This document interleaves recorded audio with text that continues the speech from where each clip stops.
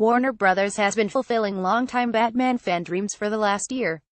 After first reuniting Adam West, Burt Ward, and Julie Newmar for Batman Return of the Caped Crusaders, they immediately revealed the news that they'd be bringing one of the greatest Batman villains to never appear on the original TV series to the screen, with this year's Batman vs.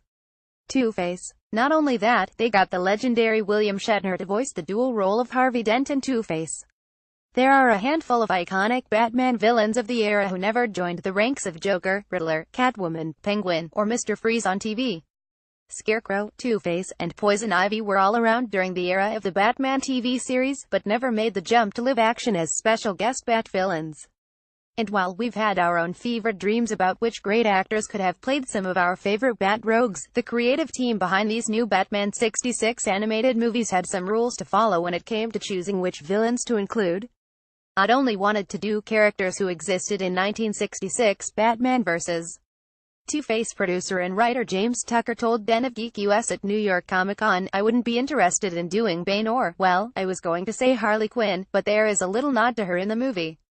But there were plans. In one of the drafts of this script, we had Poison Ivy involved, and it was actually going to be more of a Two-Face Poison Ivy team-up. So why didn't it happen, but then we realized we had William Shatner," Tucker said. "You don't really need another character. The story was getting more complicated, and it just was getting bogged down, so we put her aside, and I think it was a stronger story because of it. We went through one draft with her in it." Not only did the Batman vs. Two-Face team pick an era-appropriate villain, they picked someone who could have turned up as a special guest Bat villain of the era, with William Shatner. So which screen star of the 60s would they have chosen for Poison Ivy? "We hadn't really reached out to people," Tucker admits. "We were considering Barbara Eden, maybe, or Anne Margaret. We wanted people who would have been cast in the 60s. Barbara Eden probably more so than Anne Margaret because Anne Margaret was a huge movie star. Raquel Welch, maybe you know what I mean. That was where we were going.